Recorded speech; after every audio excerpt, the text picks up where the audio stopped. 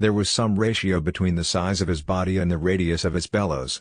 Also, there was a similar link between the volume of his voice and the bright shade of his hair. I was a ginger, self-conscious about it, but Marco was an extreme ginger and owned it.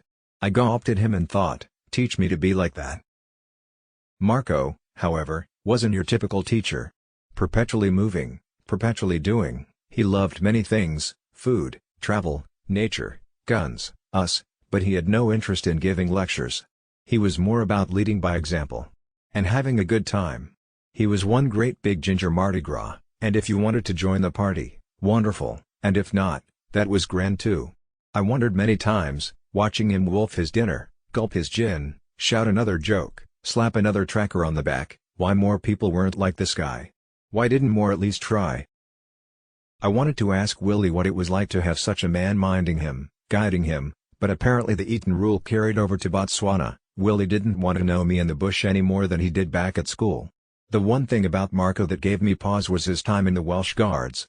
I'd sometimes look at him on that trip and see those 8 Welsh Guards in their red tunics, hoisting that coffin onto their shoulders and marching down the Abbey aisle. I tried to remind myself that Marco wasn't there that day. I tried to remind myself that, anyway, the box was empty. All was well. When Tiggy suggested I go to bed, always before everyone else, I didn't squawk.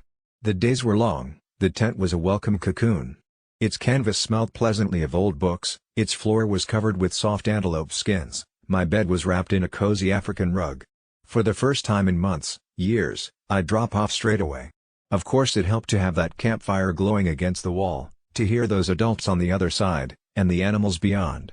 Screeches, bleats, roars, what a racket they made after dark, their busy time.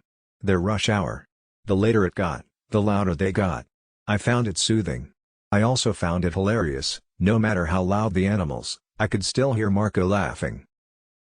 One night, before I fell asleep, I made myself a promise: I'm going to find a way to make that guy laugh.